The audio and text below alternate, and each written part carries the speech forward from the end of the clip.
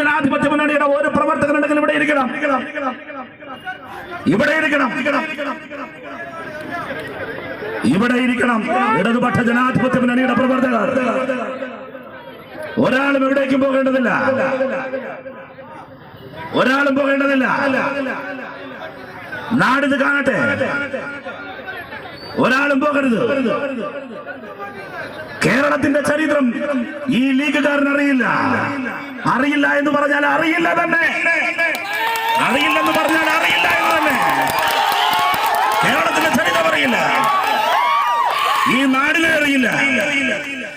ഇടതുപക്ഷം എന്ന ഇടതുപക്ഷമുണ്ടല്ലോ, ഞാൻ ചോദിക്കട്ടെ, ഉത്തരേന്ത്യയിലെ തെരുവിലപ്പെട്ട എങ്കിലും ഒരിടത്ത് ഇന്ത്യൻ യൂണിയൻ മുസ്ലിം ലീഗിന് ഇങ്ങനെ ഒച്ച വെക്കാനാകുമോ? എന്തുകൊണ്ട് ഒച്ച വെക്കുന്നു എന്ന് ചോദിച്ചാൽ, ഈ കേരളത്തിൽ ഒച്ച വെക്കുന്നു എന്ന് ചോദിച്ചാൽ, ഈ കേരളത്തിന്റെ അപ്പുറത്ത് ഈ അതിർത്തി കടന്ന് കർണാടകയുടെ മണ്ണിൽ പോയി ഒച്ച വെക്കാൻ കഴിയോ? എന്തുകൊണ്ട് കേരളത്തിൽ നിന്ന് ഒച്ച വെക്കാനും കൂകാനും ലീഗുകാരന് കഴിയുന്നു എന്ന് ചോദിച്ചാൽ, പാറിപ്പറക്കുക ഈ ചെങ്കൊടിയുടെ തണലിലാണ്, കരുത്തിലാണ്, അല്ലാതെ മറ്റൊന്നിന്റെയും ബലത്തിലല്ല. അല്ല തന്നെ, അല്ല തന്നെ. ഈ കേരളത്തിന്റെ ചരിത്രം അറിയണം ലീഗ്. എന്തിനു നിങ്ങൾ ഒച്ചപ്പാടുണ്ടാകണം? എന്തിനു നിങ്ങൾ ബഹളം വെക്കണം? എന്തിനു നിങ്ങൾ ബഹളം വെക്കണം? ഈ നാടിന്റെ രാഷ്ട്രീയ കാര്യങ്ങൾ ഞങ്ങൾ വിശദീകരിക്കും, ലീഗിനെ വിമർശിക്കും. ലീഗ് വിമർശിക്കാൻ കഴിയാത്ത വിശുദ്ധ പശുവാണെന്ന് ആര് പഠിപ്പിച്ചോ? ആര് പഠിപ്പിച്ചോ? ആര് പഠിപ്പിച്ചോ? അങ്ങനെയൊന്നും പറയണ്ട കേട്ടോ, അങ്ങനെയൊന്നും ആരും കരുതുകയും വേണ്ട. ഇടതുപക്ഷ ജനാധിപത്യ മുന്നണി ഈ തിരഞ്ഞെടുപ്പിലെന്നല്ല, വരാനിരിക്കുന്ന എല്ലാ തിരഞ്ഞെടുപ്പിലും വിജയിക്കും, വരാനിരിക്കുന്ന എല്ലാ തിരഞ്ഞെടുപ്പിലും വിജയിക്കും. ഒരു സംശയം വേണ്ട.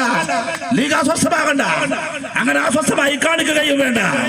അതൊക്കെ അങ്ങ് കയ്യിൽ മടക്കി വെച്ചിരുന്നാൽ മതി. ഇടതുപക്ഷ ജനാധിപത്യ മുന്നണിയോട് വേണ്ട, വേണ്ട തന്നെ.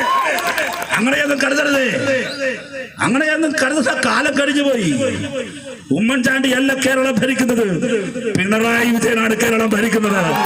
മറന്നു പോകരുത്, മറന്നു പോകരുത്. രാഹുൽ ഗാന്ധിയെ കൊണ്ട് നടന്നില്ലേ നിങ്ങൾ? രാഹുൽ ഗാന്ധിയെ കൊണ്ട് നടന്നില്ലേ? ആ രാഹുൽ ഗാന്ധിയുടെ കുട്ടികളല്ല ഈ നിൽക്കുന്നത്. വെയിലത്തും മടയിലും വാടാതെ നിൽക്കുന്ന കത്തുന്ന സൂര്യന്റെ കുട്ടികളാണ് ഈ ഇരിക്കുന്ന ഇടതുപക്ഷക്കാർ. ആ ഇടതുപക്ഷത്തിന് ഒരാളും വില പറയാൻ വരണ്ട, ഒരാളും വില പറയാൻ വരണ്ട. ലീഗിനെ ആര് പറയുന്നു? പറയുന്നവരുണ്ട് ഇവിടെ, ആയിരങ്ങളുണ്ട് ഇവിടെ. നാമറുക്കുമോ ലീഗ്? ലീഗ് നാമറുക്കുമോ? ജനാധിപത്യത്തിന്റെ വഴിയരികിൽ ഈ കേരളത്തിൽ ലീഗിന് എത്രയിടത്ത് പ്രാതിനിധ്യമുണ്ട്.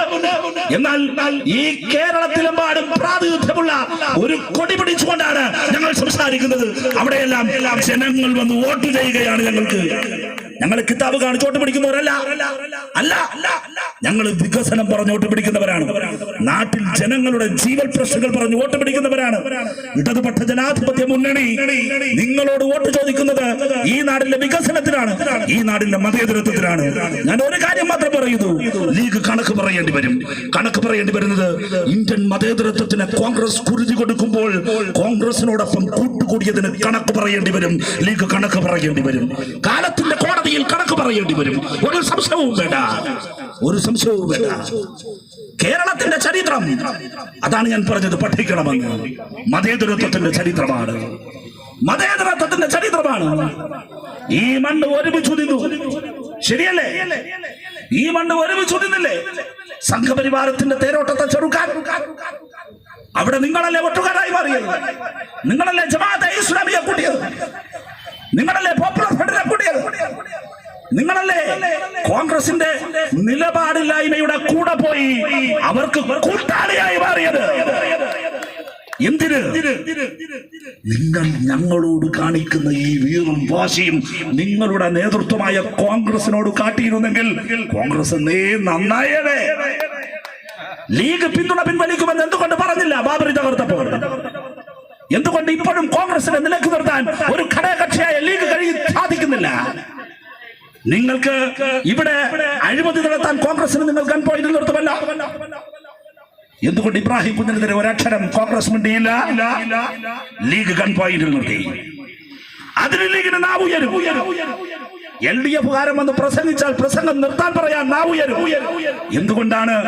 ബാബറി മസ്ജിദ് തകർത്തെടുത്ത് രാമക്ഷേത്രം പണിതപ്പോൾ ആ രാമക്ഷേത്ര നിർമ്മാണ ദിവസം മധ്യപ്രദേശിലും രാജസ്ഥാനിലും കോൺഗ്രസിന്റെ ആസ്ഥാന മന്ദിരങ്ങളിൽ മധുരം വിളമ്പിയപ്പോൾ ഇത് തെറ്റെന്ന് ഉറക്കെ പറയാൻ എന്തുകൊണ്ട് ലീഗിന്റെ ഈ നാവ് ഉയർന്നില്ല? എന്തുകൊണ്ട് ഉയർന്നില്ല? 1992 ഡിസംബർ 6 ബാബറി മസ്ജിദ് തകർത്തെറിയുമ്പോൾ ലോകത്തിലെ ഏറ്റവും വലിയ സൈനിക സന്നാഹങ്ങളിൽ ഒന്നായ ഇന്ത്യയുടെ സകല സേനാവ്യൂഹങ്ങളും ആകാശത്തിന്റെ അനന്തതയിലേക്ക് തോക്കിൽ കുടലുകൾ ഉയർത്തിപ്പിടിച്ച ഗാർഡ് ഓഫ് ഓർഡർ കൊടുത്തു നിൽക്കുമ്പോൾ ഇന്ത്യയുടെ പ്രധാനമന്ത്രി RSS-കാരനായിരുന്നില്ല, നിങ്ങൾ കൈയടിച്ച് മാപ്പിളപ്പാട്ട് പാടി സ്വീകരിക്കുന്ന കോൺഗ്രസുകാരനായിരുന്നു. ആ കോൺഗ്രസുകാരനോട് അരുതെന്ന് പറയാൻ, ഇതുപോലും ഒച്ച വെക്കാൻ എന്തുകൊണ്ട് ഉയർത്തില്ല? എങ്കിലന്ന് കോൺഗ്രസ് നന്നായനെ. അതുകൊണ്ട് ഞങ്ങളടുത്ത് ഒച്ച വെച്ച് നാവ് ഉയർത്തി ഞങ്ങളെ മെക്കെട്ട് കയറാൻ വരണ്ട. ആ ഒച്ച വെച്ച് കോൺഗ്രസിനെ നന്നാക്കാൻ വേണമെങ്കിൽ നോക്കിക്കോ, എന്നിട്ട് കൂടെ നിന്നോ. ഇല്ലെങ്കിൽ ചുറ്റിലും തിരിഞ്ഞു നോക്കുമ്പോൾ ഉമ്മൻചാണ്ടിയും മുല്ലപ്പള്ളിയും രമേശ് ചെന്നിത്തലയും ഉൾപ്പെടെയുള്ള കോൺഗ്രസുകാർ കൂടെ ഉണ്ടാകില്ല. അത്ര മാത്രമേ എനിക്ക് പറയാനുള്ളൂ. വില കൊടുത്താൽ പോകുന്ന, വില കൊടുത്താൽ വാങ്ങാവുന്ന ഒരു പൊളിറ്റിക്കൽ കമ്മോഡിറ്റിയായി, ഒരു രാഷ്ട്രീയ ചരക്കായി ഇന്ന് ഇന്ത്യൻ നാഷണൽ കോൺഗ്രസ് മാറി. കപിൽ സിബലിന് കോൺഗ്രസ് വിശ്വാസമില്ല. അപ്പോഴാണ് ഇവിടുത്തെ 4-3 പേര് ലീഗുകാർക്ക് വിശ്വാസമുണ്ട് പോലും.